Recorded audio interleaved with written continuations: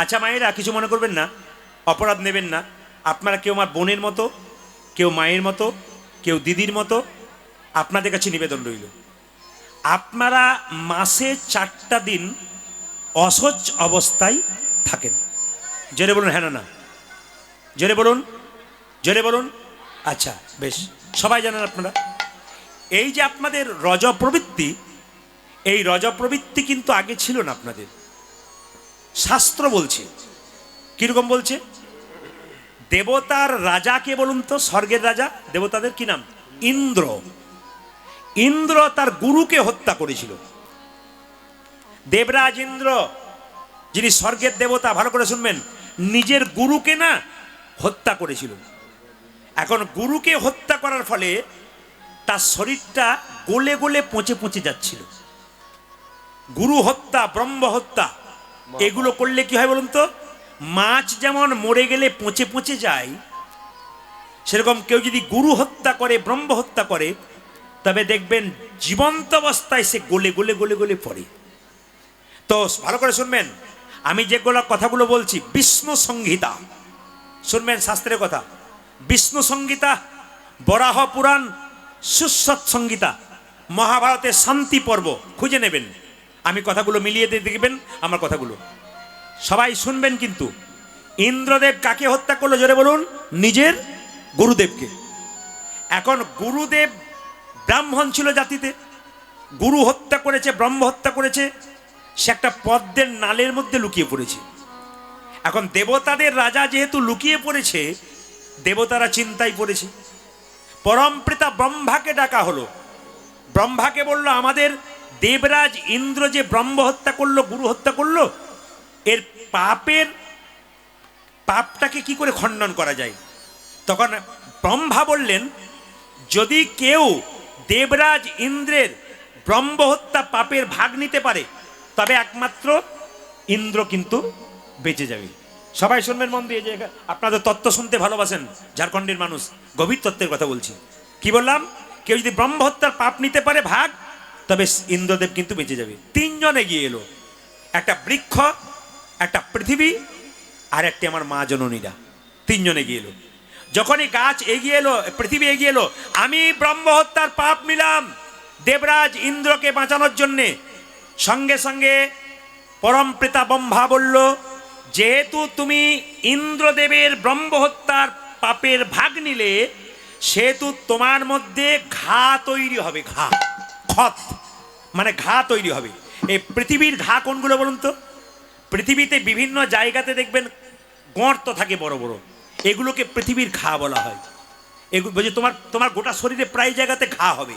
পৃথিবীর প্রায় জায়গায় দেখবেন আগে ঘা মানে ক্ষত ছিল, গর্ত। বুঝে, তাহলে কি আমার কোনো উপায় নেই? বলে হ্যাঁ, যেমন তুমি ব্রহ্মহত্যার পাপের ভাগ নিলে, আশীর্বাদ হবে কি, পরে কিন্তু তোমার এই ঘাগুলো পূর্ণ হয়ে যাবে। দেখবেন প্রায় জায়গাতে গর্ত থাকে, ওটা আবার মুজে যায়, তারপর বাড়ি তৈরি হয়ে যায়। হ্যাঁ, আস্তে আস্তে কিন্তু বিলীন হয়ে গেছে।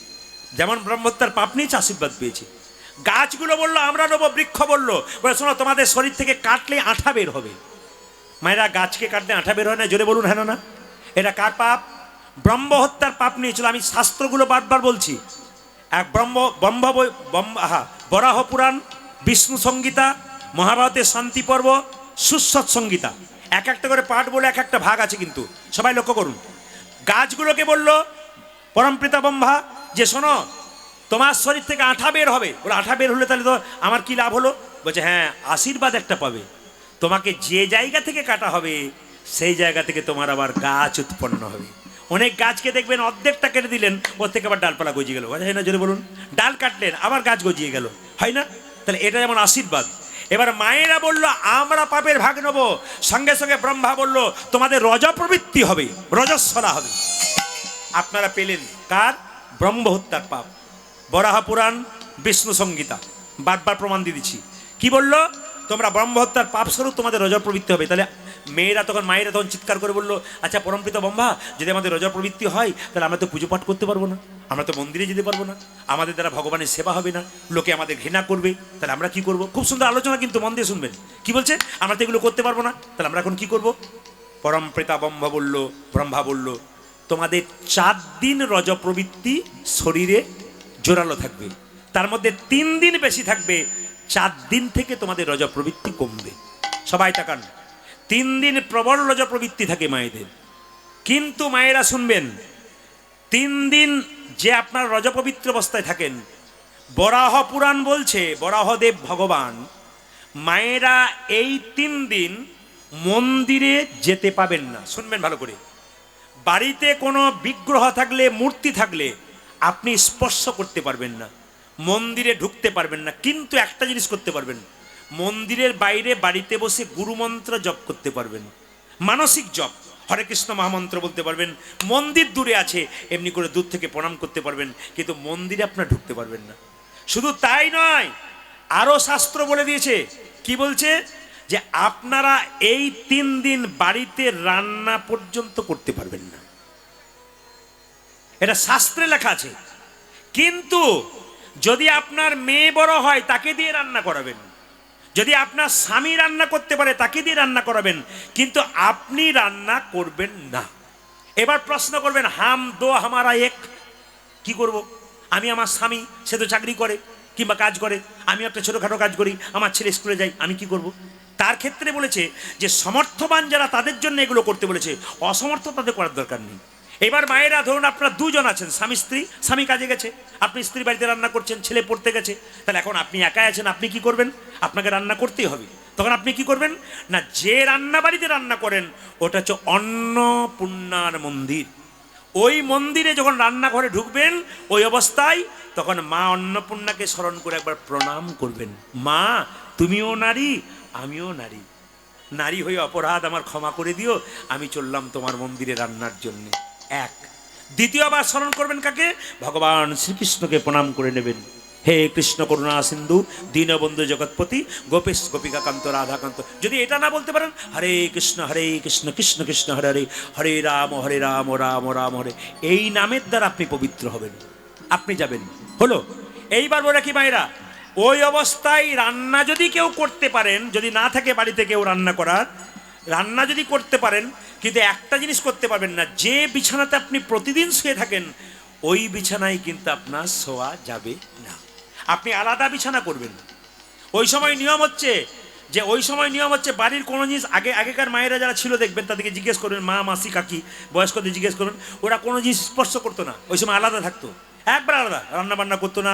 আগেকার যৌথ পরিবার ছিল, কারো কিছু হলে অন্যজন রান্না করতে, এখন তো উপায় নেই, এখন তো ছোট পরিবার, এখন তো করতে হবে, তাহলে করবার বিধানও দিয়ে দিয়েছে যে করতে গেলে কি করতে হবে। আপনি বিছানায় শুতে পাবেন না, আলাদা বিছানা করতে হবে। এমনকি আপনার মেয়ে যদি 16 বছরের হয়, মায়ের কাছে প্রতিদিন শোই, তাহলে সেই মেয়েটাকে আপনি শোয়াতে পারবেন না। আপনার ছেলে যদি 10 বছর হয়, 8 বছর হয়, আপনি আপনার কাছে ওই অবস্থায় শোয়াতে পারবেন না। কেন বলুন তো? ওই অবস্থা আপনি পুরোটা অসুচি অবস্থায় রইলেন। কিন্তু কোনো বাচ্চা যদি মায়ের দুগ্ধ পান করেন, ছোট বাচ্চা, সে কিন্তু মায়ের কাছে শুতে পারবে, সে বিধান আছে। এইবার সবাই লক্ষ্য করুন, যে যেখানে বসে আছেন একবার মন দিয়ে শুনবেন। এই সময় মহাভারতের শান্তি পর্ব বলল, রজপ্রবৃত্তি নারী বা রজস্বল অবস্থায় কোনো নারীর সঙ্গে কোনো পুরুষ যদি সঙ্গ করে বা মিলন করে, মহাভারতের শান্তি পর্ব বলল সেই পুরুষ সরাসরি নরকে যায়। একবারে শান্তি পর্ব পড়ে নেবেন, মহাভারতের পরিষ্কার বর্ণন করা আছে কি, যে রজস্বল অবস্থায় কোনো পুরুষ যদি কোনো নারীর সঙ্গ করে, মিলন করে, সেই পুরুষকে সরাসরি নরকে চলে যেতে হয়। খুব সাবধান থাকবেন আপনারা, কথাগুলো খুব গুরুত্বপূর্ণ আলোচনা, আপনারা শুনে নেবেন, আপনাদের জীবনে কাজে লাগাবেন। এইবার লক্ষ্য করুন 2 নম্বর, ওই অবস্থায় কোনো পুরুষ যদি নারীর সঙ্গ করে, সুশ্রত সংহিতা, বইটার নাম বলে দিলাম, সুশ্রত সংহিতা, সুশ্রত ঋষি আয়ুর্বেদ চিকিৎসক, তিনি বলছেন রজপ্রবৃত্তি অবস্থায় কোনো পুরুষ যদি নারীর সঙ্গে মিলন করে, তবে তার 3টে জিনিস নষ্ট হয়ে যায়। কি কি? চোখের জ্যোতি 1, 2 কি শরীরের বল, 3 কি বুদ্ধিভ্রষ্ট হয়। এই 3টে জিনিস পুরুষের প্রথম যায় যদি ওই অবস্থায় কোনো পুরুষ নারীর সঙ্গ করে। কোথায় বলল? সুশ্রত সংহিতা, সুশ্রত ঋষি, একবার প্রত্যেকটার শাস্ত্র প্রমাণ দিয়ে আপনাদের বলে দিলাম। এইবার লক্ষ্য করুন মায়েরা, বরাহ পুরাণ বলল, বিষ্ণু সংহিতা বলল, 3 দিন পরে 4 দিন আপনার স্নান করবেন। ওই স্নানটা করার পর কিন্তু দেবতার পুজো পাঠ করতে পারবেন না। 4 দিনের স্নানটা কেন? 2টো কারণে, একটা প্রতিস্পর্শ আর দ্বিতীয় হচ্ছে বাড়ির রান্না বান্না করতে পারবেন। কিন্তু পঞ্চম দিন মানে 5 দিন স্নান করে আপনি আবার পূর্বের মতো যেমন দেবতার ভগবানের পুজো করেন আপনি সেরকম পুজো পাঠ করতে পারবেন। এই সুন্দর আলোচনাটা আপনাদের সামনে দিয়ে গেলাম, ইউটিউবের মাধ্যমে আপনারা শুনতে পাবেন। আপনারা একটু বেছে নেবেন, জীবনে কাজে লাগাবেন।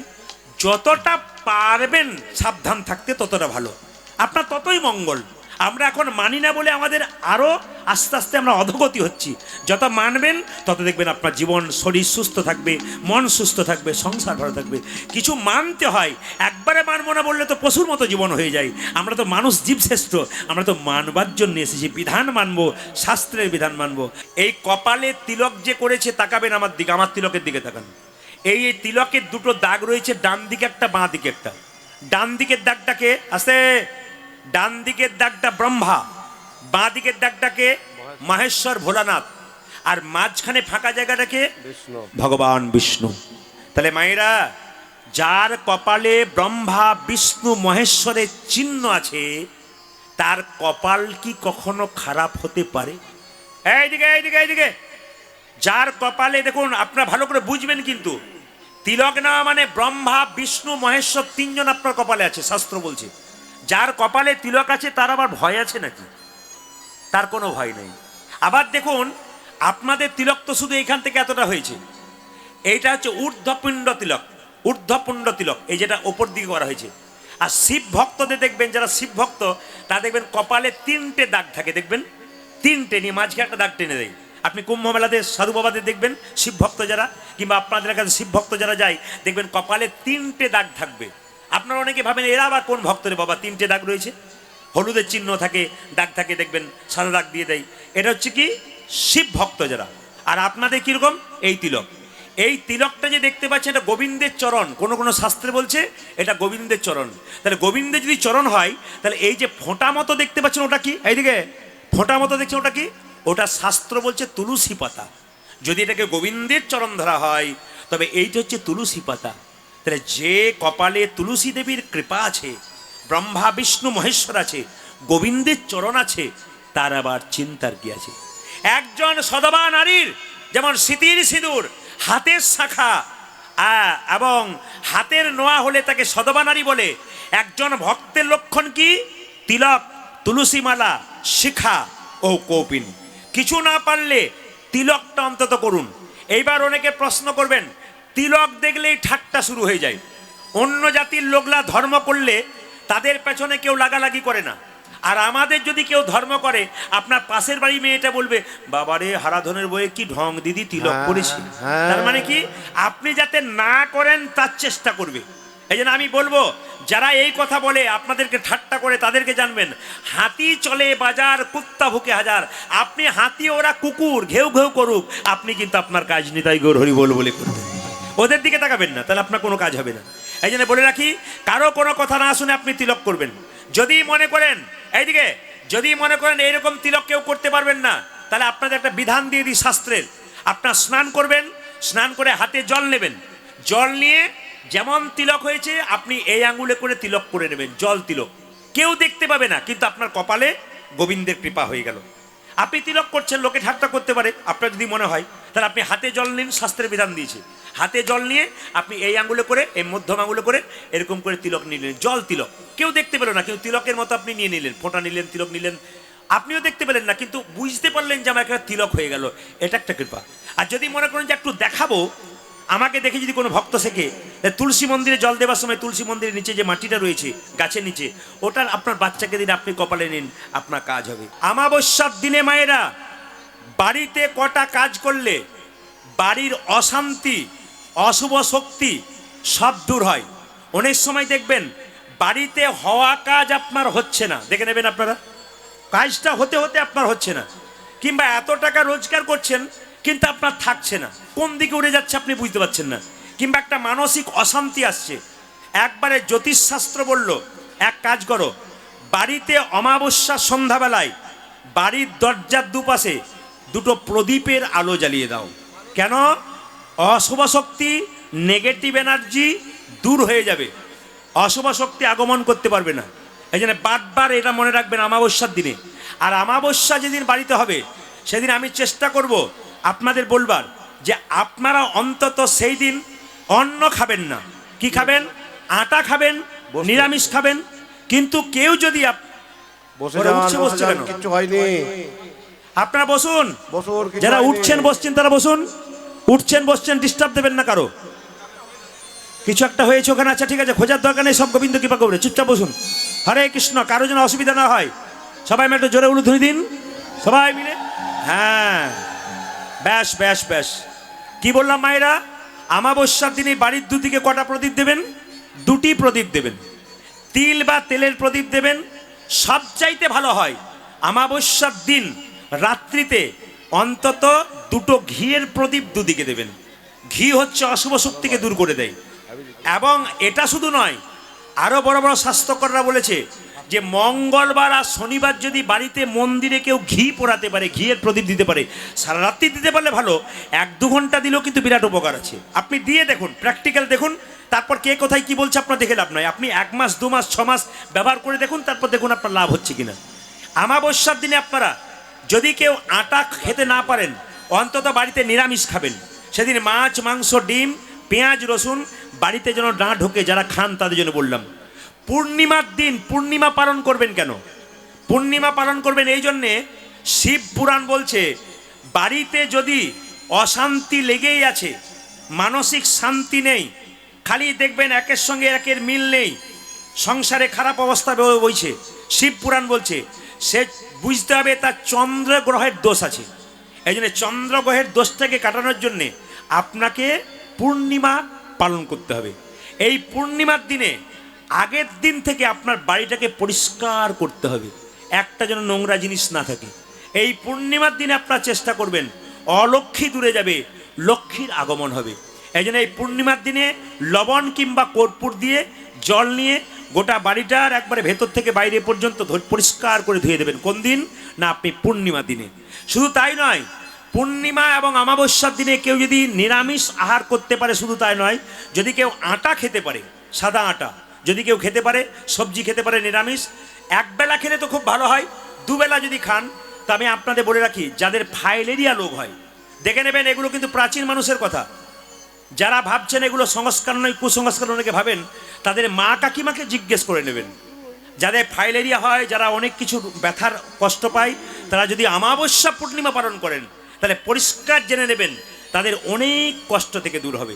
দেখবেন যাদের ফাইলেরিয়া জ্বর প্রায় হয়, ওরা যদি 6 মাস থেকে 1 বছর অমাবস্যা বা পূর্ণিমাতে আটা খেতে পারে একবেলা, আর একবেলা উপোস থাকতে পারে, তাহলে দেখবেন তার অনেক লাভ আছে। এটা প্রাচীন মানুষের কথা, একবার হবেই। আপনি দেখে নেবেন প্র্যাকটিক্যাল, কারো কথা শোনার দরকার নেই। আপনি 1 বছর পরীক্ষা করে দেখুন, তারপর দেখুন আপনার কি হয়। এই জন্য অমাবস্যা পূর্ণিমা পালন করা প্রতিটি মানুষের কর্তব্য আছে। নেতাই গৌর হরি বল। সংসারে যদি মাকে কেউ সম্মান দিতে পারেন, বাড়ির মেয়েদেরকে কেউ সম্মান দিতে পারেন, সংসার ফুলে ফেপে উঠবে।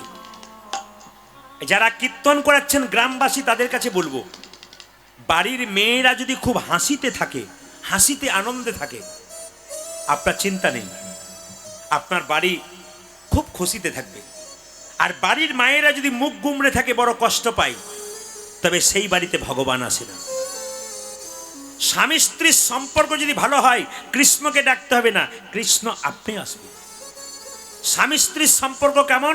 চোখ এবং হাতের মতো। হাত যদি স্বামী হয়, চোখ হবে স্ত্রী। হাত যদি ব্যথা পায়, চোখ কাঁদবে, আর চোখ কাঁদলে হাত তার জল মুছে দেবে। এই কথাগুলো অমৃতের মতো কথা, হীরার মতো কথা, নিতে পারলে আপনাদের দাম আছে। বাড়িতে যদি কেউ মা বাবাকে সম্মান করতে পারে, তাহলে আর চিন্তা নেই। নারী আগে না পুরুষ আগে? নারী তো আগে। নারী আগে কেন তাকাবেন আপনারা? নারী পুরুষ দুটোই সমান। কেন সমান? না, একটা বাড়ি তৈরি করছেন, স্বামী যদি স্তম্ভ হয়, তাহলে নারী হলো ছাদ, একে অপরে পরিপূরক, একটা না হলে একটা থাকতে পারে না। কিন্তু মায়েরা, নারীরাই আগে। শিবের দেখুন, শিব দুর্গা বলি না, গৌরী শঙ্কর আমরা বলি না, গৌরী শঙ্কর। আগে গৌরী, তারপর শঙ্কর। আগে লক্ষ্মী, তারপর নারায়ণ। আছে না? আছে না মায়েরা? রাধা কৃষ্ণ। এই জন্য আপনাদের কাছে নিবেদন, আগে তো নারী। নারীকে যে সম্মান দিতে পারেন, জীবন সুন্দর হবে। যতজন কীর্তন শুনলেন, আমি সবার কাছে একটা বক্তব্য রাখতে চাই, বাড়ির মা বাবাকে সম্মান দিতে শেখো। কারণ অনেকে দেখবেন প্রশ্ন করে, আমার বাবা মাকে কি দিয়েছে? কিচ্ছু দেয় নাই, আমি সম্মান দেবো না। তোমাকে জন্ম দিয়ে পৃথিবীর আলো দেখিয়েছে, বড় করেছে, এইটাই সবচাইতে বড় ব্যাপার। তোমার মা যে 10 মাস 10 দিন পেটে রেখে না খেয়ে তোমাকে জন্ম দিল, এটাই তো সবচাইতে বড় ব্যাপার। একটা মায়ের পেটে বাচ্চা থাকলে মা যে কত কষ্ট পায় একমাত্র মা ছাড়া কেউ জানে না। এই জগতে যে মা হতে পেরেছে সে বুঝতে পারে নাই, যে মা হয় নাই সে জানে মা না হবার কত কষ্ট। আমি অনেক বাড়িতে দেখেছি, মা হতে পারে নাই, 15 বছর বিয়ে হয়েছে, পাশের বাড়ি কোনো ছেলে তার মাকে মা বলে ডাকলে ও তখন হুড় করে কাঁদতে থাকে। জিজ্ঞেস করি, তুমি কাঁদছো কেন হাওমা করে? তখন মেয়েটি বলে, আমার যদি এরকম একটা খোকা থাকতো, আমাকে মা বলে ডাকতো, আমার কি আনন্দ হতো গো। যে মা হতে পারে নাই সে জানে না, সে জানে যে মা না হবার কি জ্বালা। যারা হয়েছেন তারা বুঝতে পারবেন না। মায়ের মতো আপন কেউ হয় না, বাবার মতো আপন কেউ হয় না। বাবা মা সব সময় সন্তানের মঙ্গল কামনা করে। শ্মশানে চিতাতে যাবার আগেও মা বেঁচে থাকাকালীন সন্তানের মঙ্গল কামনা করে। ভগবানের কাছে বারবার বলে বেড়াই, আমার সন্তান থাকে যেন দুধে ভাতে। বাড়িতে বাবা বেঁচে থাকলে যে কি উপকার, যার বেঁচে আছে সে বুঝতে পারছে না, চলে গেলে বুঝতে পারবেন বাবার কি দাম আছে। ছেলে বহুদিন বাইরে গেলে বৌমাকে বাবার কাছে রেখে গেলে বাবা তাকে মেয়ের মতো যত্ন করে রাখে। ছেলে বাইরে গিয়ে বলে, আমার কোনো চিন্তা নাই, আমার বাবাকে রেখে এসেছি, আমার মা আছে বাড়িতে। কিন্তু যেদিন বাবা মা চলে যাবে সেদিন বুঝতে পারবেন বাবা মায়ের অভাব কতটুকু। মা বাবা যে কি জিনিস বেঁচে থাকতে কেউ বোঝে না, মরে গেলে বুঝতে পারে মা কত দামি আর বাবা কত দামি।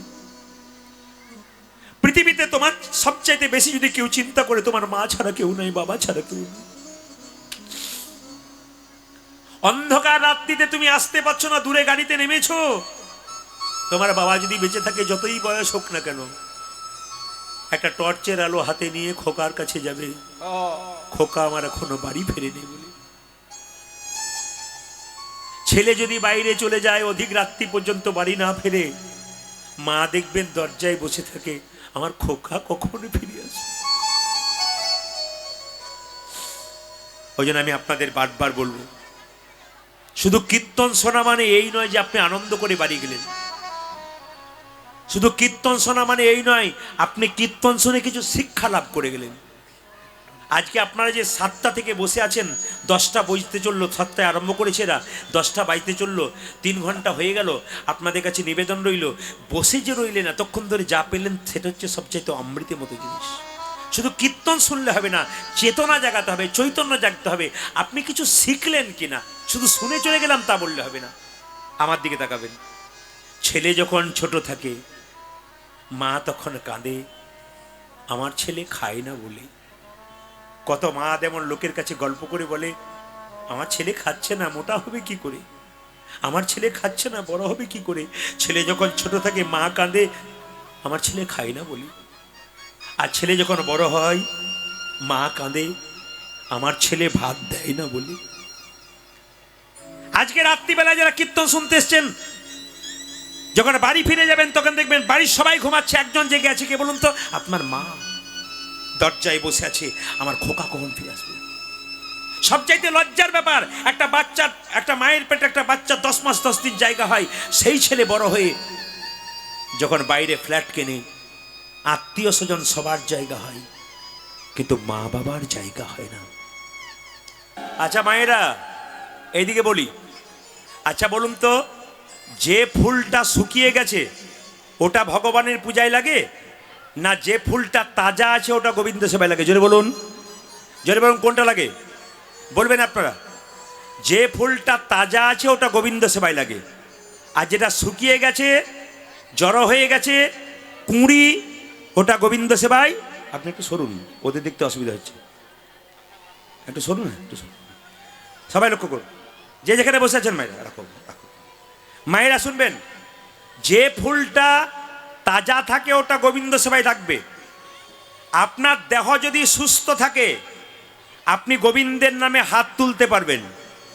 আপনার দেহ যদি সুস্থ থাকে আপনি বারে বারে মন্দিরে যেতে পারবেন। আপনার মন এবং দেহ যদি ভালো থাকে আপনি গোবিন্দের নাম জোরে উচ্চস্বরে করতে পারবেন। এই দিয়ে তাকাবেন। তার জন্যে দেহে সুস্থতার দরকার আছে। দেখুন, কিছু মনে করবেন না, ভগবানকে আপনারা ফুল দেন, আস্তে আস্তে ভগবানকে ফুল দিয়ে পুজো করেন। কোন ফুল ভগবান পছন্দ করে? যে ফুলের মধ্যে কাঁটা নেই ওটা গোবিন্দ পছন্দ করে। যে ফুলটা সাদা রঙের ওটা গোবিন্দ পছন্দ করে। যে ফুলটা দেখতে সুন্দর ওটা গোবিন্দ পছন্দ করে। কিন্তু শ্মশান ঘাটে যদি কোনো ফুলের গাছ হয়েছে, সেই ফুলের গাছের ফুল আপনি গোবিন্দ সভায় দিলে আপনি অপরাধের ভাগী হবেন। মলমূত্রে পরিপূর্ণ জায়গাতে যদি ফুলের গাছ হয়েছে, আপনি দুটো ফুল তুলে গোবিন্দকে দেবেন, ওটা কিন্তু আপনার দেওয়া যাবে না। যে ফুলটা গাছে কুঁড়ি হয়ে আছে এখনো ফোটে নাই, ওটা গোবিন্দ সেবায় যাবে না। যে ফুলটা গাছ থেকে ঝরে পড়ে গেছে মাটিতে, ওটা আর গোবিন্দ সেবায় লাগবে না। এই জন্য বারবার বলবো, কানে শুনতে পাবেন না, চোখে দেখতে পাবেন না, পায়ে চলতে পারবেন না, তখন হরিভজন করলে আর হরির কৃপা কোনো দিন পাওয়া যাবে না। ওই জন্য শরীর থাকতে কেউ যদি হরিনাম করতে পারে, তাহলে শক্তি থাকতে থাকতেই নিতাই গৌর হরিবোল বলে চলে যেতে পারে। তার জন্যে আমি আপনাদের একটু কথা বলে যাই, যে এখানে বসে আছেন আপনারা একাদশী ব্রত তো করেন, জোরে বলুন হানানা। আচ্ছা, ঝাড়খণ্ডের মানুষ আপনারা একটু জোরে হাত তুলে দেখান তো, কারা কারা একাদশী করেন? কারা কারা একাদশী করেন? হাত তুলুন। হ্যাঁ, নামান হাত। এই কয়েকদিন পরে কি একাদশী আসছে জোরে বলুন? ষট তিলা একাদশী। এরপরে একাদশীটার নাম কি? ভৈমী একাদশী বা জয়া একাদশী। এইদিকে মায়েরা, আগামীতে ভৈমী একাদশী কিংবা জয়া একাদশী আসছে। কোনটা? মাঘ মাসে শুক্লপক্ষের যে একাদশী, ওটাকে ভৈমী একাদশী বা জয়া একাদশী বলা হয়। ভীম একাদশী মানে আপনারা বোঝেন যে ভীম যে একাদশী করেছিল একবার, নির্জল একাদশী, ওটা করেছিল জ্যৈষ্ঠ মাসে শুক্লপক্ষে। আর এই যে একাদশীটা হবে, এটা কিন্তু হবে কোন মাসে বলুন তো? এই মাঘ মাসের শেষের দিকে শুক্লপক্ষে যেটা একাদশী, ওইটা হচ্ছে কি? ওই একাদশীটার নাম কি? ভীম একাদশী। মাঘ মাসের শুক্লপক্ষের একাদশীর নাম হচ্ছে ভীম একাদশী। এই ভীম একাদশী বা জয়া একাদশী, এইদিকে এইদিকে, এই যে ভীম একাদশী বা জয়া একাদশী কেউ যদি করতে পারেন, তার তিনটে লাভ আছে। যদি কেউ জয়া একাদশী বা ভীম একাদশী করতে পারে, তবে সারা জীবনের পাপ রাশি তার দূর হয়ে যায়। এক। দুই, আপনাদের আর প্রেত জনিতে জন্মগ্রহণ করতে হবে না। আপনাদেরকে কোনো পাপ আত্মা স্পর্শ করতে পারবে না, পাপ স্পর্শ করতে পারবে না। আর তিন নম্বর কি না, এই একাদশী যদি আপনারা করেন, তাহলে বৈকুণ্ঠ প্রাপ্তি নিতাই গৌর হরি বলে সবার হয়ে যাবে। মায়েরা সবাই তো জানেন, এই যে ভীম একাদশী হচ্ছে, এইদিকে দিকে ভীম একাদশী হচ্ছে বা জয়া একাদশী হচ্ছে, এই একাদশী একটা ছোট্ট তত্ত্ব আছে। বলছে যে গরুর পুরাণ একটা ছোট্ট কথা বলছে, মন দিয়ে শুনবেন। গরুর পুরাণ বলছে, একবার ভীম একাদশী বা জয়া একাদশীর সময়ে কুন্তী দেবী, পঞ্চপাণ্ডবের মা, এই ঠান্ডার দিনে থরথর করে কাঁপছিল, ভাবছিল কি করে স্নান করব। তো কোনো রকমে পুকুর থেকে স্নান করে যখন ভোরবেলায় বাড়ি যাচ্ছে, তখন ঠান্ডায় থরথর করে কাঁপছে। মায়ের কষ্ট দেখে ভীম কি করলো?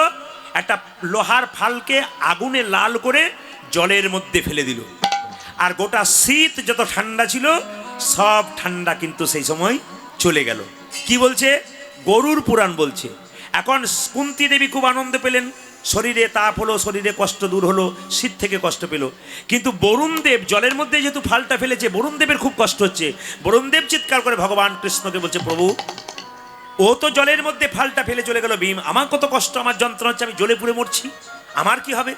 বলছে, একমাত্র ভীম যদি একাদশী করতে পারে, তাহলে তোমার সমস্ত জ্বালা দূর হতে পারে। এই জন্য ভীম একাদশী করেছিল, আর সঙ্গে সঙ্গে বরুণদেবের সমস্ত জ্বালা নিতাই গৌর হরি বল বলে দূর হয়ে। আমি আপনাদের বলবো, একাদশীর সময় আপনারা 12 মাসে 24টা একাদশী হয়, যদি করতে না পারেন তা বাছাইগুলো করবেন। বাছাইগুলো শয়ন, উত্থান, পার্শ্ব মোড়া, তার মধ্যে ভীমে ছোড়া। শয়ন একাদশী করতে পারেন, উত্থান একাদশী করতে পারেন, হ্যাঁ, আর কি করতে পারেন? পার্শ্ব একাদশী করতে পারেন, আর ভৈম একাদশী করতে পারেন। এই 4টে একাদশী, এই যে ভৈম একাদশী আসছে, আপনারা অবশ্যই করুন। আপনাদের বারবার বলবো, যদি করতে পারেন লাভ আছে। শুধুমাত্র যে আপনার সংসারে মঙ্গল হচ্ছে তা নয়, আপনার পরিবারের মঙ্গল হচ্ছে, আপনার ছেলে মেয়ের মঙ্গল হচ্ছে। মা বাবা যদি কিছু ভালো কাজ করে, সন্তানের তার প্রতি আশীর্বাদ হয়। আপনি যদি মা বাবা হয়ে কিছু ভালো কাজ করবেন, ওই আশীর্বাদটা আপনার উপর পড়বে, আপনার সন্তান ভবিষ্যতে ভালো হবে। মায়ের রক্ত, বাবার রক্ত ছেলের শরীরে বইছে, একদিন ছেলেও দেখবেন কি করবে, মায়েরা একাদশী পালন করবে। সবাই মিলে বলুন জয়া একাদশী কি, ভীম একাদশী কি, জয়া একাদশী কি, ভীম একাদশী কি।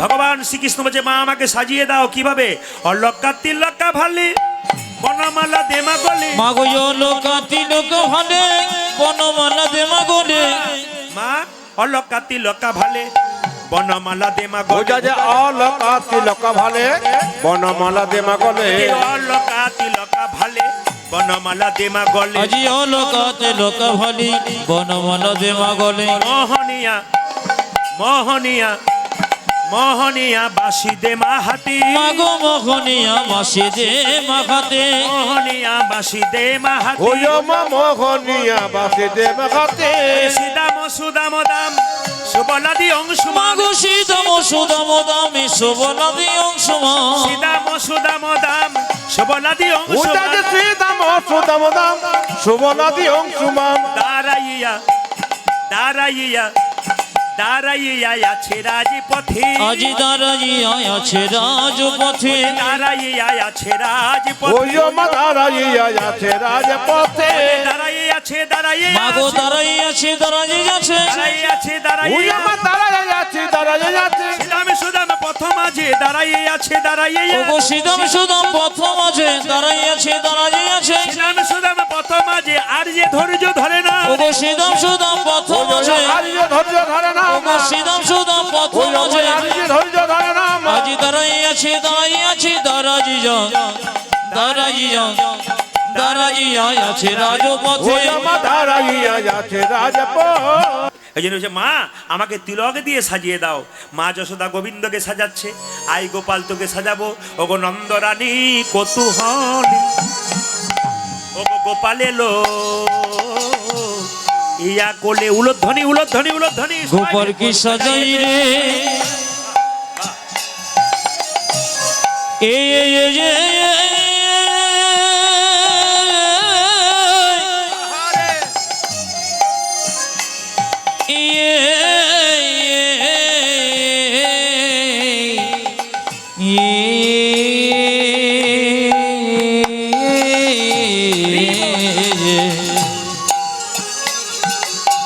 ওগো নন্দরানী কত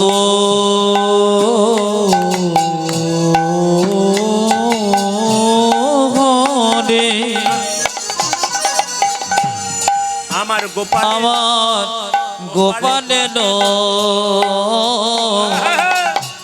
লয়ে যা করে আমার সাজাই রানী আপন,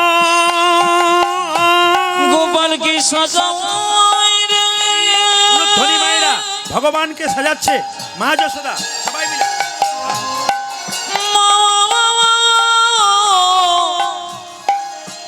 নন্দ রানী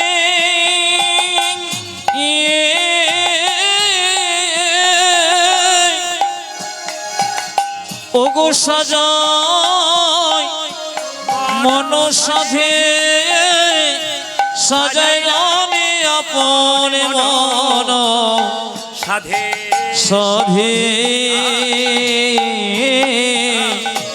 সাজাই রানী আপন মন সাধে সাজায়ে দেই মা, গোপাল কি সাজাই দেয় মা, ও যে সাজায়ে দেই মা, উলধ্বনি দিন, অন্যদিকে না তাকিয়ে সবাই ভক্তি ভরে মাথায় কাপড়টা নিন, সবাই প্রেম সে গোবিন্দকে সাজাচ্ছে, আপনার হৃদয়ে গোবিন্দের বাস হবে, হলে সাজায়ে দেই মা, নন্দরানী কৌতূহলে সাজাই দেয় মা, নন্দরানী কৌতূহলে সাজায়ে দেই মা, নন্দরানী কৌতুহলে নিজের গোপালকে কোলে লয়ে, নন্দরানী কৌতূহলে নিজ গোপালকে কোলে লয়ে, নন্দরানী কৌতূহলে নিজ গোপালকে কোলে লয়ে, নন্দরানী কৌতূহলে নিজ গোপালকে কোলে লয়ে, নন্দরানী কৌতূহলে সাজায়ে দেয় মা, ওগো সাজাই রানী আপন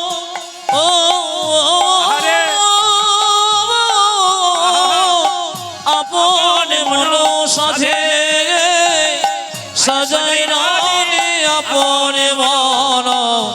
সাধে সজয় রানী আপন মন সাধে। সবাই মিলে জোরে উলুধ্বনি দিয়ে নিতাই গৌর হরি। আর একটা ভালো শিক্ষা দিয়ে যাব। আচ্ছা, আপনারা সবাই কীর্তন শুনছেন, আমার প্রশ্নের উত্তর শুনবেন এবং প্রশ্নগুলোর উত্তর দেবেন। আপনারা তাকান, যে যেখানে বসে আছেন। আপনাদের এখানে সরস্বতী পুজো হয়? জোরে বলুন হা না না। আমি শুনতে চাই এবং জানাতে চাই, যেগুলো জানেন না জানাতে চাই। আচ্ছা মায়েরা, সরস্বতী পুজো হয়? জোরে বলুন। আচ্ছা, এই যে বাচ্চারা কীর্তন শুনছে, আপনারা বাড়িতে বাচ্চাদেরকে রেখেছেন। আচ্ছা মায়েরা, সরস্বতী পুজোর আগে কুল খেতে হয় না পুজোর পরে খেতে হয়? জোরে বলুন।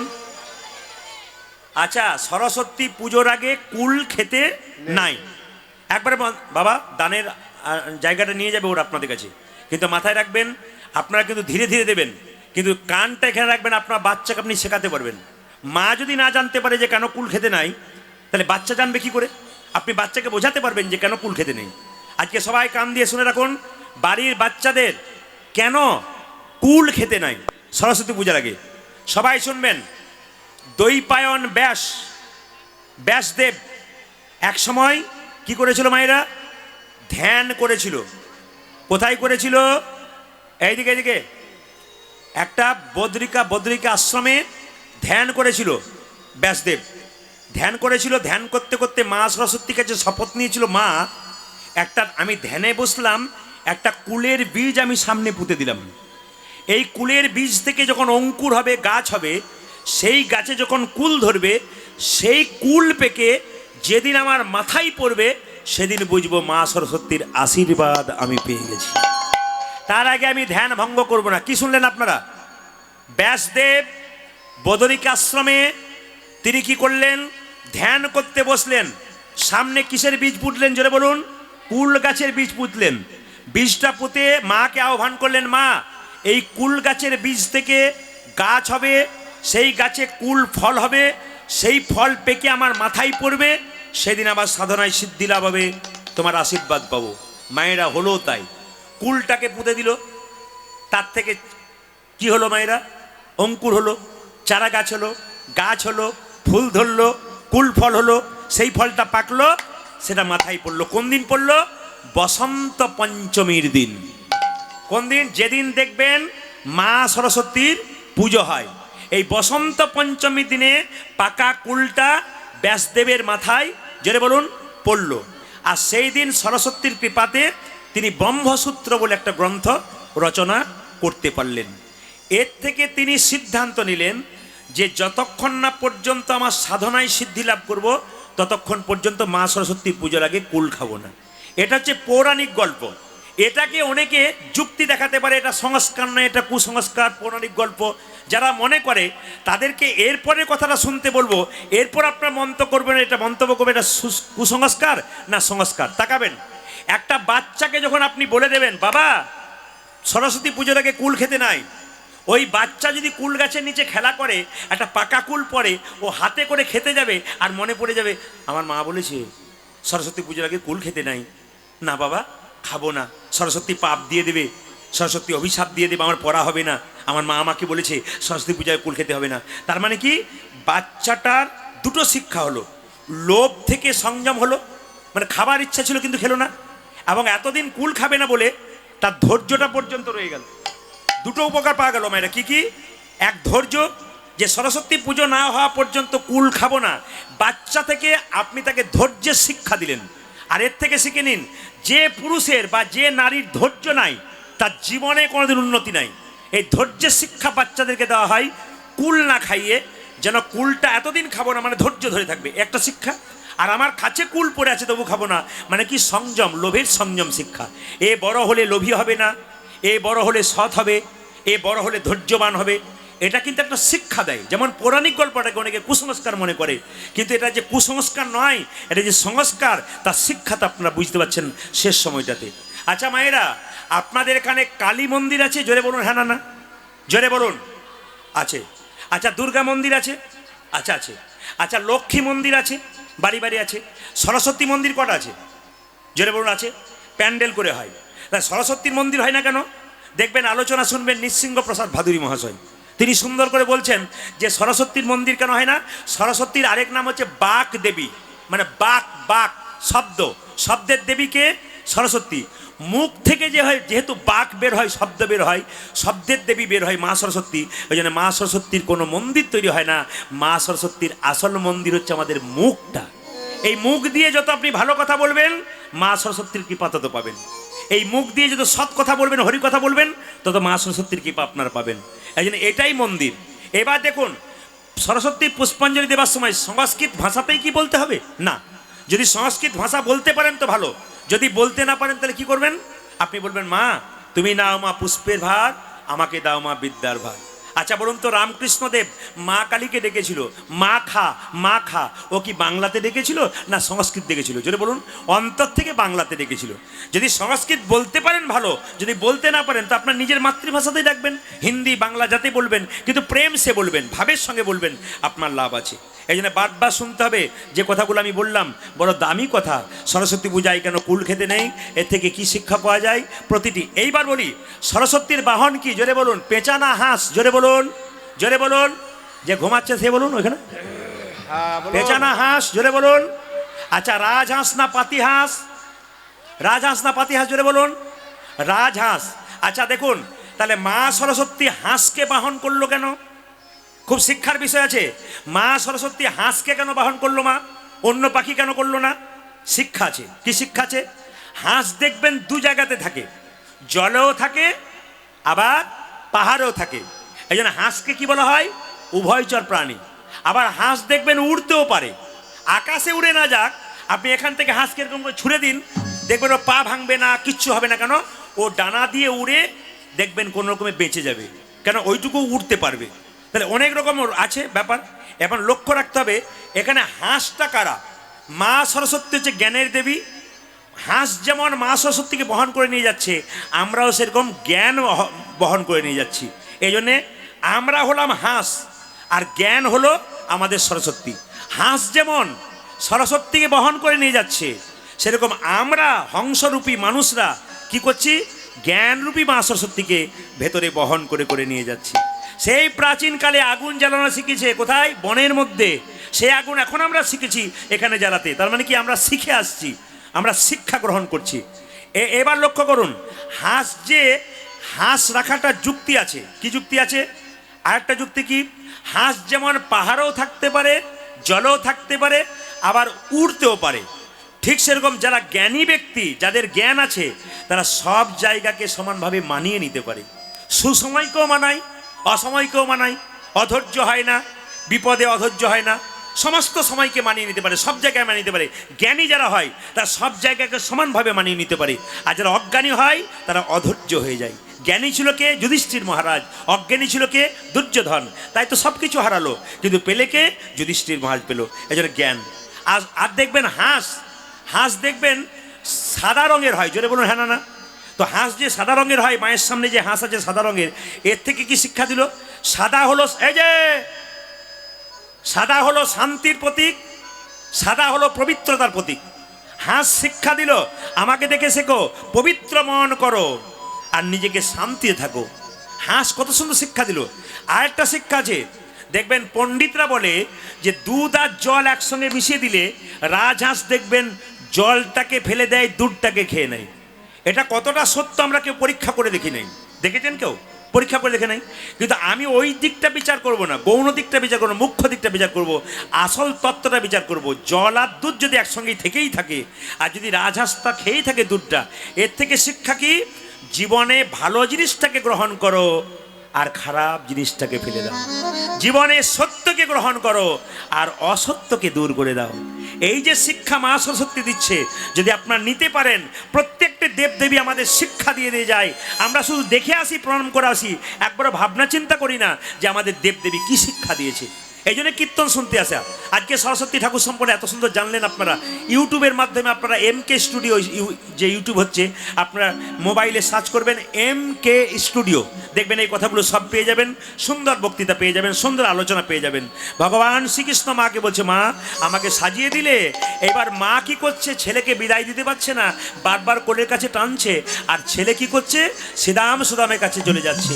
মা তখন টানছে, আঁচল ধরিয়া হাতে ফিরি সদা সাথে সাথে, দণ্ডে দণ্ডে 10-12 খাই মা। অচল ধরে হাতে ফিরি সদা সাথে সাথে, দ্বন্দ্বে দ্বন্দ্বে 10-12 আপনারা ঝাড়খণ্ডে করেন কে যেন, আমাদের মায়েরা কিন্তু করতো, আমরা দেখে এসেছি। কি বলুন তো, বাচ্চা বাইরে গেলেই তার কনিষ্ঠ আঙুলে আপনার বাচ্চা যখনই বাইরে যাবে, আপনি কি করবেন, বাম কনিষ্ঠ আঙুলে মা যদি দাঁতে ঠেকিয়ে দেয়, ছেলের কোনো বিপদ হয় না। এটা মা যশোদা করতো। আর কি বলুন তো, আর কি, আর তাকে হরিচন্দনে মৃত্তিকা দিত। হরিচন্দন কোনটা, যাদের ছোট বাচ্চা আছে তারা কি করবেন, তুলসী তলা, কাঁচামাটি আর মায়ের স্তনদুগ্ধ একসঙ্গে মিশিয়ে ছেলের কপালে দিলে ছেলের কোনো বিপদ হয় না।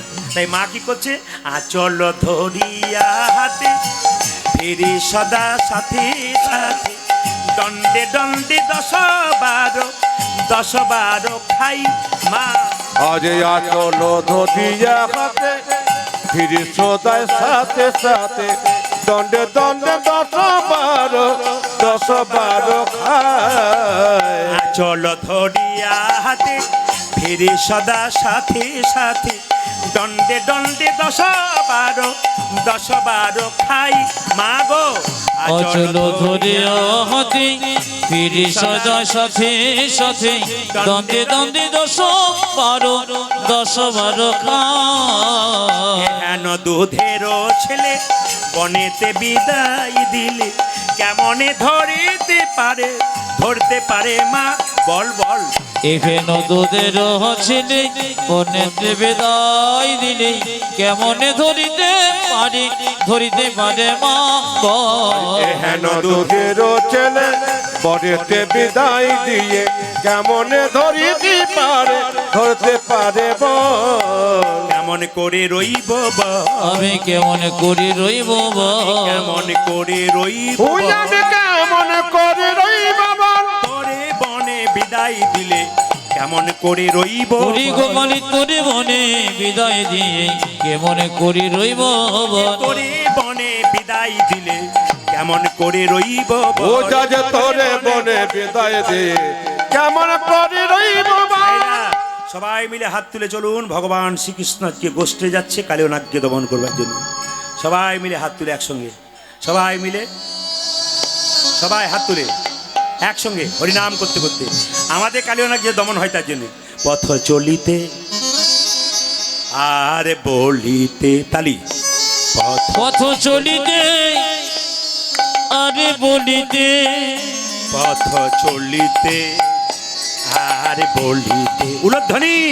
পথ চলিতে আদি বলিতে, একবার গাহ কৃষ্ণ নাম, হরি নাম, মধুর নাম, তালি তালি তালি। পথ চলিতে আরে বলিতে, পথ চলিতে আরে বলিতে, একবার গো কৃষ্ণ নাম, হরি নাম, মধুর নাম। পথ চলিতে আদি বলিতে, পথ চলিতে আদি বলিতে। তবে আপনাদের এখানে একটা ভালো খবর পেলাম, আপনারা জানেন কিনা জানেন না, আমাকে কিন্তু খবরটা দিয়েছে, বলবো না, বাদ দিয়ে দেবো। আমি এই গ্রামে ঢুকলাম আর আমাকে এখানে খবর দেওয়া হয়েছে যে আপনি সব জায়গায় যা পাবেন পাবেন, এই গ্রামে কোনো মাতাল পাবেন না। না কাকা চালিয়ে যাও। আপনাদের হাসিতেই বুঝতে পেরেছি পার্টি আছে। এইদিকে এইদিকে, পার্টি যে আছে তার প্রমাণ তো এই স্টেজেই দিচ্ছিল। হাঁ করে তাকিয়ে আছে, ও বুঝতেই পারছে না আমি ঘরে আছি না অন্য জায়গায় আছি। আপনাদের যে অসুবিধা হচ্ছে, উনি দিব্যি দাঁড়িয়ে আছেন, অনেকে আবার ছবি তুলছে না তুলছে, ও ভাবছে বা ঘরের লোকের ছবি তুলছে। এই দিকে তাকাবেন। আপনাদের NTPC থেকে যখন এখানে ঢুকলাম, তখন আমি দেখতে পেলাম আপনাদের গ্রাম ঢুকছি, আর তখন একজন আমাকে বলছে, আপনি প্রদীপ বাবু না? তখনই বুঝে নিয়েছি পার্টি এখানে আছে। আছে। আর যিনি আমার সঙ্গে পরিচয় করেছেন তিনি তো ওখানে দাঁড়িয়ে আছেন, ওই জন্য আমাকে ইশারা করেছেন, ওই জন্য আমি বলছি। উনি আমাকে যেই না রাস্তায় দেখলেন এখানে ঢোকার আগে, উনি বলে আপনি আপনার তো দুপুরবেলা, এখন তো আমার 3টে বাজছে, আপনি এখনো খান? সকাল থেকে সন্ধে পর্যন্ত খাই। যাক ভালো। আচ্ছা হ্যাঁ, তো একটু মন দিয়ে শুনবেন। এতবার প্রণাম করতে গেলে কীর্তনে ডিস্টার্ব হয়। আপনার পয়সা দেবেন আর বাবা যদি প্রণাম করতে যাই কীর্তনে ডিস্টার্ব হয়। হরে কৃষ্ণ। দূর থেকে নমস্কার করুন। সবাই লক্ষ্য করুন, আমি কিন্তু আপনাদের এনটিপিসি থেকে বেরিয়ে এখানে ঢুকেছি, আর একজন আমাকে একবারে এমনভাবে জাপটে ধরেছে, গাড়ি থেকে কাঁচটা খোলা ছিল, আপনি তো প্রদীপ বাবু। আমার স্ত্রী তো আপনার গান সব সময় শোনে। বললাম স্ত্রীর কাছে দেখা করতে যান? বলে যাই। আজকে একবার যান, দেখুন কি হয়। এই দিকে তাকাবেন, সবাই মন দিয়ে শুনবেন। ওকে বল, এইদিকে। ও আমাকে বলছে প্রদীপ বাবু আপনাকে কিন্তু একটা কবিতা বলতেই হবে। বললাম আমি কবিতা মবিতা জানি না। বলছে না, কবিতা না বললে আমি গাড়ি ছাড়বো না। এখন যেই না কবিতা আমি বলতে পারি না, তখন ও বলছে আমি 2 লাইন বলি। বলে তাড়াতাড়ি বলো, আমার খিদে পেয়েছে, সময় হয়ে গেছে। ও তখন বলছে বলবো? বলে বলো। উনি কিন্তু এসছেন, ওই জন্য আমাকে ইশারা করেছেন বলে বললাম আর কি।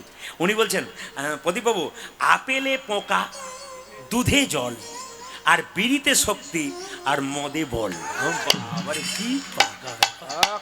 আচ্ছা পার্টি আছে আর কি। হ্যাঁ, বলছে আপেলে পোকা, দুধে জল, বিড়িতে শক্তি, মদে বল। আমাকে বলে আপনাকে 1 লাইন বলতে হবে, নইলে আমি কিন্তু যাবই না। আমার 1 লাইন আমি বলি, এবার আমি বিদায় নি। তুমি কি খাও? ও তখন খুব আনন্দ করে বলছে জেডি খাই। আমি বললাম খাবে জেডি, ফুলবে বডি, শ্মশান তোমার জন্য রেডি। ও আর কীর্তন শুনবে না, পালিয়ে যাবে। কারণ এটা আমি তখন বলিনি, এখন বললাম আর কি। তো যাই হোক, জোরে বল রাধে রাধে। সবাই রাধে রাধে, হাত তুলে একসঙ্গে। পথ চলিতে আরে বলি, পথ চলিতে আরে বলিতে, পথ চলিতে আরে বলিতে, তালি দিয়ে। পথ চলিতে আরে বলিতে, একবার গাহ গাহ কৃষ্ণ নাম, হরি নাম, কৃষ্ণ নাম, হরি বল। পথ চলিতে আরে বলিতে, পথ চলিতে আরে বলিতে, একবার গো গো গো গো কৃষ্ণ নাম, হরি নাম, কৃষ্ণ নাম। পথ চলিতে আরে বলিতে, পথ চলিতে আরে বলিতে, শানে মুখে আধারে রাতি, তুমি যে গোপথ যাত্রী। ও শনি মুখী, শনি মুখী আধারে রাত্রে, তুমি জিও গো পথ যাত্রী। শানে মুখে, শানে মুখে, শানে মুখে, হ্যাঁ হ্যাঁ, শানে মুখে আধারে রাত্রি, তুমি যে গোপথ যাত্রী। আজি সনে মুখে আধার রাত্রি, তুমি যে গোপথ যাত্রী। একবার গাহ গাহ কৃষ্ণ নাম, হরি নাম, মধুর নাম, হরি বল। পথ চলিতে আরে বলিতে, পথ চলিতে আরে বলিতে, একবার গো গো গো গো কৃষ্ণ নাম, হরি নাম, কৃষ্ণ নাম। পথ চলিতে আরে বলিতে, পথ চলিতে আরে বলিতে, পথ চলিতে আরে বলিতে। আমি রাধা রানী কি, শ্যাম সুন্দর কি, মায়েরা ভগবান শ্রীকৃষ্ণ মা যশোদাকে প্রণাম করে সুবলকে নিয়ে চললো কোথায়? কালিদহ হদে কালিনাগকে দমন করতে। সুবল জিজ্ঞেস করছে কানাই, আজকে দাদা বলে জন্মদিন, তুই কোথায় যাবি? শনি রে সুবল, আমার মনেরও কথা, কালিদহ হদ রয়েছে যথা। আজ শনিরে সুবল, মনের কথা, কালিদহে রয়েছে যথা। শনি রে সুবল, মনের কথা, কালিদহ হদ রয়েছে যথা। শুনিলে প্রবল মনের কথা, কালিদহ রয়েছে যথা। কালী সর্পের দর্প করিব ক্ষয়, ব্রজবাসী সবে পাবে রে আমার অভয়। কালী সর্পে দর্প করিব ক্ষয় ব্রজবাসী সবই পাবিরি ভয় কালী সর্পের দর্প করিব ক্ষয় ব্রজবাসী সবে পাবে রে বোঝা যা অভয়। কালী সর্পে দর্প করিব ক্ষয় ব্রজবাসী সবে পাবে রে উভয়। বহু প্রাণীর প্রাণ বিনষ্ট করি দর্পে আত্মহারা হয়েছে ভারী। আজ বহু প্রাণী প্রাণ বিনষ্ট করি দর্পে আত্মহারা হয়েছে ভারে বহু প্রাণীর প্রাণ বিনষ্ট করি দর্পে আত্মহারা হয়েছে বোঝা ভারী। যা বহু প্রাণের প্রাণ বিনষ্ট করি দর্পে আত্মহারা হয়েছে রে ভারে। এই পথে চালা রে, এই পথে চলো রে এই পথে চালা, সুবল এই পথে চালা রে, এই পথে চালা। আজ এই পথে চলো রে ওই পথে যাবি না, কেন জানিস? মা যশোদা মানা করেছে, এই পথে চালা রে, এই পথে চলো রে এই পথে চালা। সুবল এই পথে চালা রে, কোথানে গুলি লইয়ে এই পথে চালা রে, ওরি গোধনে গুলিল যে এই পথে চলো রে কোথানে গুলি লইয়ে এই পথে চালা রে। বোঝা যা গোধনে গুলিল এই পথে চালা রে। এই সুবল, ওই পথে যাব না, না না ওই পথে যাব না ওই পথে যাব না। না ওই পথে যাব না, আমার মা যশোদা করেছে মানা, ওই পথে যাব না। আমার মা যশোদা করেছে মানা ওই পথে যাব না মা যশোদা করেছে মানা, ওই পথে যাব বোঝা না। যা মাঝ সদা করছে মানে ওই পথে যাব না। কৃষ্ণ সুবলকে চালাকি করে জিজ্ঞেস করছে মা কেন মানা করেছে? ওদিকে কালিয়ানাগ সাপ আছে, গেলে তার বিষের জ্বালায় মরে যাব। কৃষ্ণ চালাকি করে বলছে সুবল তোকে যেতে হবে না, আমায় দেখায়ে দিবি রে, আমায় দেখাই দিবি রে দেখায়ে দিবি ওই রে। আমায় দেখায়ে দিবি রে। এই, কি দেখাবো? বলে কালিনাগ দেখতে কেমন, দেখায়ে দিবি। ওরে কালে নাকি দেখতে কেমন দেখাই দিবি রে কালিনাগ দেখতে কেমন, দেখায়ে দিবি। বোঝা যা কালী নাকি দেখতে কেমন দেখায়ে দিবি রে। কালিনাগ দেখতে কেমন, নাক দেখিতে সাত জাগে, ওই যে কালে নাকি দেখতে কেমন নাক দেখিতে সাত জাগে। আজ কালে নাকি দেখতে আজ কেমন নাক দেখিতে সাজ ওরে দেখিতে, কালে নাকি দেখতে ওই যে কেমন নাক দেখিতে সাজ ওরে দেখিতে, কালে নাকি দেখতে আজ কেমন নাক দেখিতে সাজ আমায় দেখাই দিবি রে সুবল বলছে না না, আমি মাকে কথা দিয়েছি, আমি তোকে যেতে দেবো না। কৃষ্ণ বলছে শোন, আমি আগে দেখে আসি, আমি দেখে এসে কি করবো সুবল, তোদেরকেও বলিব, তোদেরকে হো বলিব তোদেরকেও বলিব। ওই আমি তোদেরকেও বলিব। ওই যে কালিনাগে দেখতে কেমন, তোদেরকেও বলিব। ওরে কালে নাকি দেখতে কেমন তোদেরকে হো বলিব কালিনাগে দেখতে কেমন, তোদেরকেও বলিব। আজ কালী নাকি দেখতে ওই যে কেমন, নাক দেখিতে সাত জাগে, ওরে কালে নাকি দেখতে আজ কেমন নাক দেখিতে সাজ ওরে দেখিতে, তোদেরকেও বলিব নাক দেখিতে সাজ ওরে দেখিতে, কালে নাকি দেখতে কেমন নাক দেখিতে সাজ ওরে দেখিতে, কালে নাকি দেখতে কেমন তোদেরকেও বলিব। ভাইরা, ভগবান শ্রীকৃষ্ণ চলল কালিয়ানাগকে দমন করবার জন্য। সবাই মিলে মাথায় কাপড়টা নিন, সবাই মিলে মাথায় কাপড় নিয়ে করজোরে বসুন, সবাই মিলে প্রেম সে বসুন, একবার বাবু হয়ে বসুন। সবাই নিজের কালিয়ানাগকে দমন করার জন্য বাবু হয়ে সবাই মিলে যে যেখানে বসে আছেন একবার ভক্তি করে বসুন, বাবু হয়ে মাথায় কাপড় নিয়ে। দাদা ভাইদের টুপি থাকলে খুব ভালো, রুমাল থাকলে মাথায় নিন, মাফলার থাকলে মাথায় নিন। কৃষ্ণ যখন কালিয়ানাগকে দমন করে দেখবেন বড় বড়, দেখবেন আপনারা তো ঝাড়খণ্ডের মানুষ, টিভিতে দেখবেন, টেলিভিশনে দেখবেন আপনারা, আস্থা চ্যানেল, সংস্কার চ্যানেলে বড় বড় ভাগবত পাঠকরা ভাগবত পাঠ করে, জোরে বলুন। মুরারি বাপু করে না, দেখবেন চিন্ময় বাপু করে, তারপরে অনিরুদ্ধ আচার্য মহাশয় করে, দেবকীনন্দন ঠাকুর করে। আপনারা দেখেন সবাই, দেখবেন যখন ভগবান কাউকে কৃপা করে তখন মাথায় কাপড়টা সবাইকে একটু নিতে হয়। তবে আপনাদের ঝাড়খণ্ডে একটা ভালো দেখলাম, এখানে মাথার কাপড় নেওয়ার আপনাদের অভ্যাস আছে। দাদারা বলছে ঠান্ডা পড়েছে বলে, নইলে দেখতেন কেমন নেই। এইদিকে মাথার কাপড়টার নাম কি বলুন তো? এই যে মাথার কাপড়টা মায়েরা নিয়েছে, এটার নাম কি? লজ্জা।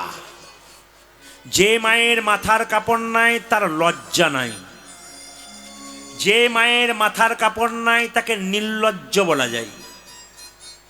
এই মাথার কাপড়টা আমার মায়ের মা ছিল এতটা, আমার মা আছেন তিনিও চলে গেলেন, তার ছিল এতটা। আমার কাকিমা আছেন খোঁপা পর্যন্ত এলো, মানে বাম্পার পর্যন্ত এসছে, হরিবল হয়েছে। এখন আবার দেখলেন এখন ভাসুরকে ভাসুর বলে না, কি বলুন তো, এখন কি বলে? বর্দা। যেদিন থেকে ভাসুর হলো বর্দা সেদিন থেকে সরে গেল পর্দা, আর পর্দা টর্দা নাই। আপনার পর্দা রাখবেন, আপনাদের লজ্জা নিবারণ হবে। কেন বলুন তো? আপনার ছেলে যদি রাস্তায় গালাগাল দেয়, আপনার মাথায় কাপড় না থাকে, লোকে বলবে তোর মায়েরই লজ্জা নেই তো তোর লজ্জা থাকবে কি? সবার কাছে নিবেদন রইল, মাথায় কাপড়টা নিয়ে করজোরে বসুন। ভগবান শ্রীকৃষ্ণ কালিয়ানাগকে দমন করবার জন্য কি করলো? কদম্ব বৃক্ষের উপরে চাপলো। সবাই মিলে উলুধ্বনি করুন, সবাই মিলে নিরাই করুন।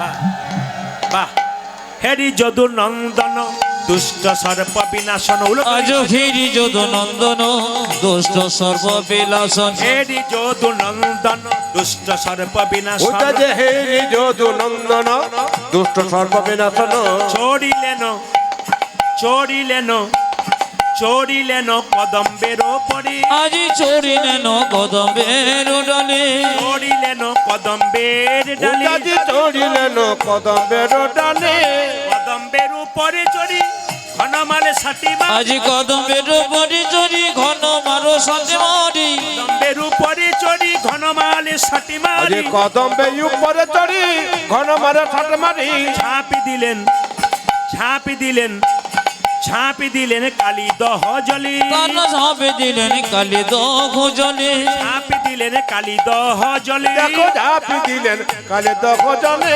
কারো দর্প রাখে না সে যে কারো দর্প রাখে না রে কারো দর্প রাখে না ওটা যে কারো দর্প রাখে না রে হরি প্রাণ গোবিন্দ কারো দর্প রাখে না আমার দর্প হারি প্রাণ গোবিন্দ কারো দর্প রাখে না রে দর্প হরি প্রাণ গোবিন্দ কারো দর্প রাখে না সে যে দর্প হারি প্রাণ ওটা গোবিন্দ যে কারো দর্প রাখে না সে রে যে দর্প হারি প্রাণ ওটা গোবিন্দ যে কারো দর্প রাখে না সে রে যে কারো দর্প রাখে না রে ঝাঁপে দিলেন ঝাঁপে দিলেন ঝাঁপে দিলেন কালি দহ জলে ও দেখো ঝাঁপি দিলেন কালে দখ জলে মায়েরা চাণক্য পণ্ডিতের নাম শুনেছেন জোরে বলুন হ্যাঁ না না এই চাণক্য পণ্ডিতের সামনের দাঁত দুটো নেই আপনারা কি ভাবছেন কেন নেই সামনের দাঁত দুটো চাণক্য পণ্ডিত যখন ছোট ছিল তখন তার মা কোলে নিয়ে বসে আছে একজন জ্যোতিষ এসে বলল তোমার ছেলে রাজা হবে গো আচ্ছা বলুন তো কোনো মা যদি শুনতে পায় আমার ছেলে রাজা হবে সেই মায়ের কত আনন্দ হয় চাণক্যকে কোলে নিয়ে বলছে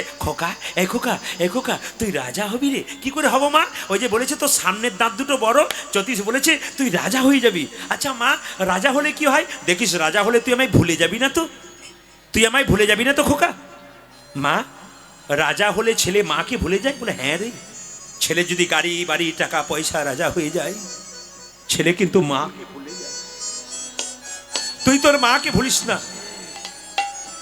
তুই তোর মাকে ভুলবি না সবাই লক্ষ্য করুন চাণক্য পণ্ডিত বলল দাঁত দুটো থাকলে রাজা হব আর রাজা হয়ে গেলে আমি তোমায় ভুলে যাব চাণক্য মায়ের কোল থেকে নেমে একটা পাথরের টুকরো এনে বড় বড় দাঁত দুটোকে ফটাফট ভেঙে দিয়েছে মা জিজ্ঞেস করছে খোকা তুই বড় দাঁতগুলো ভেঙে দিলি কেন বলছে মা দাঁত বড় থাকলে রাজা হব আর রাজা হলে তোমায় ভুলে যাব দাঁতগুলো ভেঙে দিলাম আমি আর রাজা হব না তোমায় আর জীবনে ভুলেও যাব।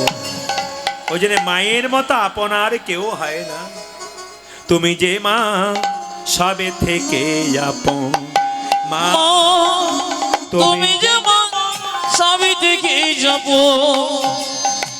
তুমি যে মা সবে থেকে আপন মা তুমি আকাশ তুমি বাতাস মাগো তুমি আকাশ তুমি বাতাস তুমি আকাশ তুমি বাতাস তুমি যে ভুবন তুমি যে মা সবে থেকে আপন হরি বল মা তুমি যে মা সবই থেকে যাব মা তুমি যে মা সবে থেকে আপন আমাকে জন্ম দিলে কত না ব্যথা আমার মা 10 মাস 10 দিন গর্ভেতে মা আমাকে জন্ম দিলেন কত না ব্যথা 10 মাস 10 দিন গর্ভেতে লুকায় আমাকে জন্ম দিলে মা কত না ব্যথা আমার মা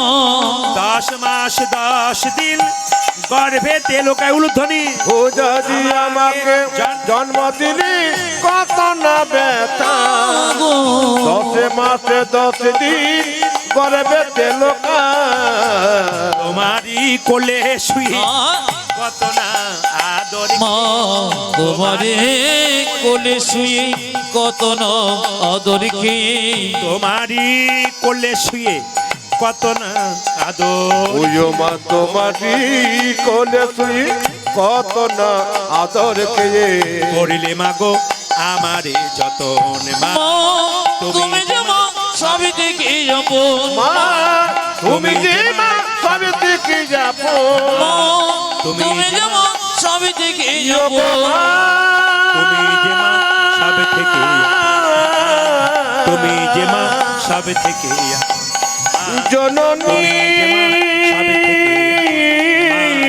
তুমি যে মা সবে থেকে আমার মা তুমি যে মা সবে থেকে জননী তুমি যে মা সবে থেকে আমার মা রাধা রানী কি জয় শ্যাম সুন্দর কি জয় মায়েরা কৃষ্ণের মায়ের নাম ছিল যশোমতী। যখনই কৃষ্ণ জলে ঝাঁপ দিয়েছে বৃন্দাবন অন্ধকার হয়ে গেছে। আর মা চিন্তা করছে, হ্যাঁ রে, আজকে দাদা বলার জন্মদিন আমার কানাইকে পাঠালাম। যশোমতী সখীদেরকে বলছে আমার ছেলেকে আজকে বনে পাঠানো আমার ঠিক হয় নাই। তখন যশোমতী যত গোপ গোপী কে বত করে যশোমতী যত গোপ গোপী তখন যশোমতী যত গোপ আজ গোপী তখন যশোমতী যত গপ কপি বিচার করে যে মনে মনে তখন যশোমতী যত গোপ গোপী বিচার করিলেন মনে বলরাম বিনে সখাগণ ও যা যে বলো রামে বিনে সখা গণ যে বলরাম বিনে সখাগণ অজ বলো রাম বিনে সখা গণ শোনে গোপাল গিয়েছে বনে আজ বল রামে বিনে সখা গণ শোনে গোপাল গিয়েছে বনে অন্যদিন আমার গোপাল ননি নিতে আসে আমার শ্রীরাম, কিন্তু আজ গেল না। এই যে বলছে যশোমতী কহে দারুণ স্বপন যশোমতী কহি দারুণ স্বপ্ন ভোরবেলায় স্বপ্ন নাকি সত্যি হয়, বলে না কথা কথায়। ভোরবেলায় স্বপ্ন দেখলে বলে না, মা ভোরবেলায় স্বপ্ন দেখলাম গো, সত্যি স্বপ্ন হতে পারে। যশোমতী ভোরবেলায় স্বপ্ন দেখলো আমার গোপালকে সাপে ধরেছে। যশোমতী বলছে জানো আমি কি স্বপ্ন দেখলাম? যশোমতী কহে দারুণ স্বপ্ন আজ যশোমতী কহে দারুণ স্বপ্ন দেখেছি রজনী শেষে যশোমতী কহি দারুণ স্বপ্ন দেখেছি রজনী শেষে আমার গোপালে ভুজঙ্গি ও বেরোলো যা যে আমার গোপালে ভোজঙ্গি বেরোলো আমার গোপালে ভুজঙ্গি বেরোলো অজে আমার গোপালের ভুজঙ্গ বেরোলো চারিল বিষম বিষ আজ আমার গোপালে ভুজঙ্গ বেরোলো জানে অবিষম বিষে স্বপন দেখে চমকে উঠে ওই আমি স্বপন দেখে চমকে উঠলাম স্বপন দেখে চমকে উঠলাম আমি স্বপন দেখে চমকে উঠলাম ঘুমের ঘরে হাদিবুল আলাম স্বপনে দেখে চমকে ওই আমি ঘুমের ঘুরে হাতি বুলালাম স্বপন দেখে চমকে উঠলাম ঘুমের ঘুরে হাতি তখনই আমি বুলালাম স্বপন দেখি চমকে ওই আমি উঠলাম ঘুমের ঘুরে হাতি তখনই বুলালাম স্বপ্ন দেখি চমকে ওই আমি উঠলাম স্বপন দেখে চমকে উঠলাম জানে অবিষম বিষে অন্যদিন শ্রীরাম যখন বনে যায় কৃষ্ণের সঙ্গে, শ্রীরাম তখন মায়ের কাছে মাঝে মাঝে ননি নিতে আসে।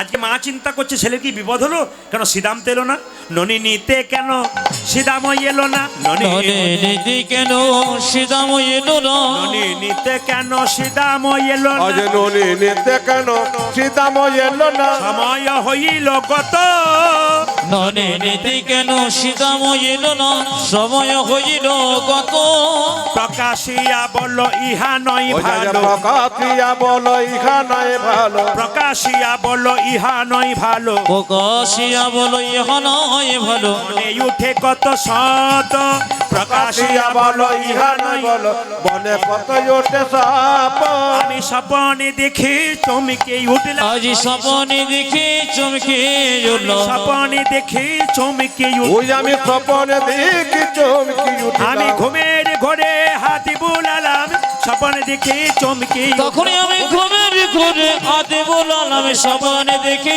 চমকে উঠল ঘুমের ঘুরে হাতি আজ বোলালাম স্বপনে দেখে চমকে উঠল ঘুমের ঘুরে হাতি বোলালাম আমি স্বপনে দেখে চমকে উঠল স্বপনে দেখে চমকে উঠলাম জানে অবিষম বিষে সবাই মিলে হাত তুলে বলুন রাধা রানী কি। বেশ, আসুন, ভগবান শ্রীকৃষ্ণ কালীনাগকে দমন করবে। সবাই মিলে একবার মাথায় কাপড়টা নিন। ভগবান শ্রীকৃষ্ণ যেই না জলে ঝাঁপ দিয়েছে, অমনি মনে হচ্ছে যেন নীল পদ্ম। কালীনাগ বলছে যেন নীল কমল ভাসছে, যেন নীল কমল ভাসছে, নীল কমল ভাসছে, ও যেন নীল কমল ভাসছে, কালী দহের জলের মাঝে নীল কমল ভাসছে, ওই দেখে কালী দহের জলের মাঝে নীল কমল ভাসছে, কালী দহের জলের মাঝে নীল কমল ভাস। ওই দেখো কালী দক্ষিণ জলের মাঝে নীল কমল ভাসছে। এখন কালীনাগ মনে মনে ভাবছে আমার এখানে পদ্ম কোথা থেকে এলো?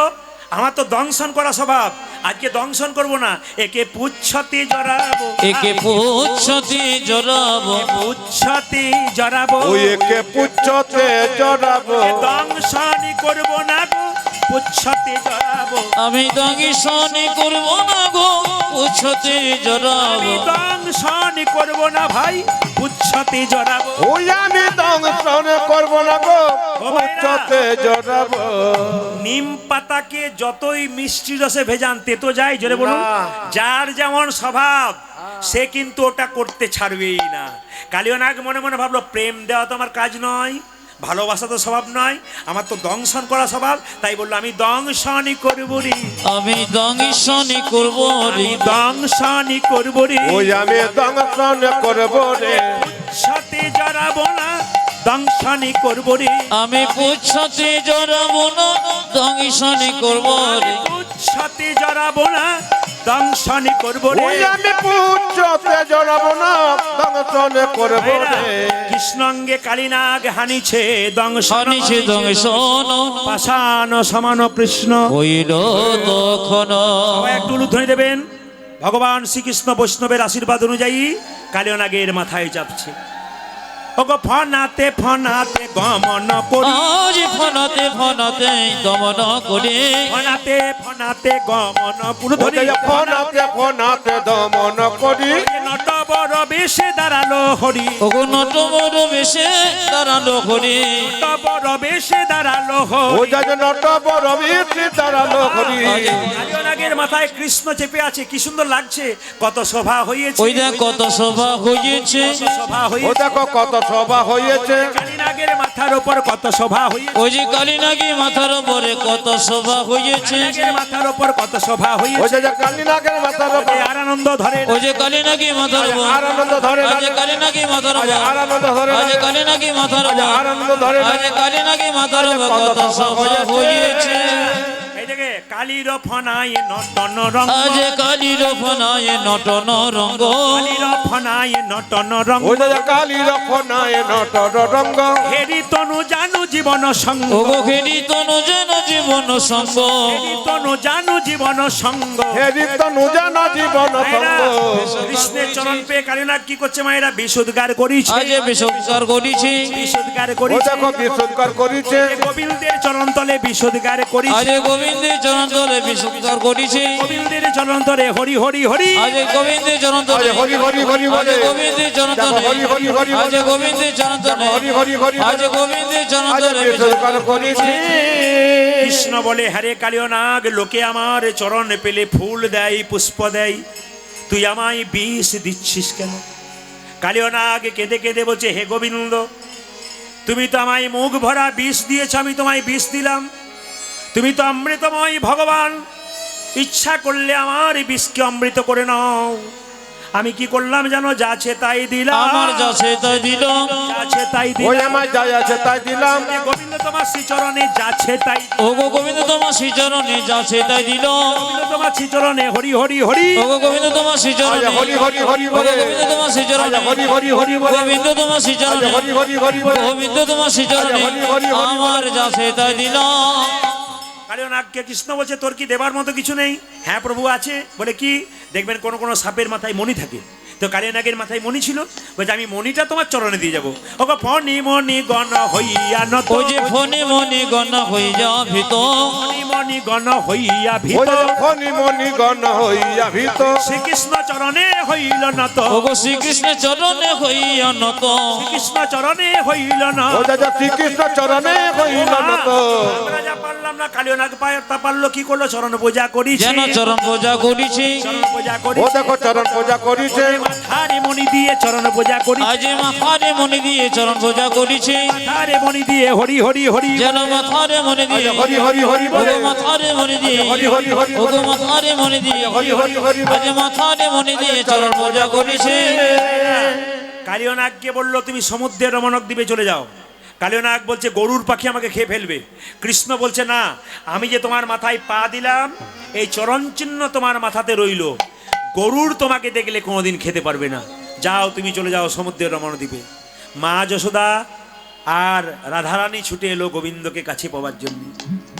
রাধারানী কেঁদে কেঁদে বলছে, হে প্রভু, আমি বুঝতে পেরেছি তুমি কেন কালীদহের জলে ঝাঁপ দিয়েছো। ওগো বধূ হে, ওগো বধূ খেয়ে একদিন বৃন্দাবনে আমি মান করে বসেছিলাম।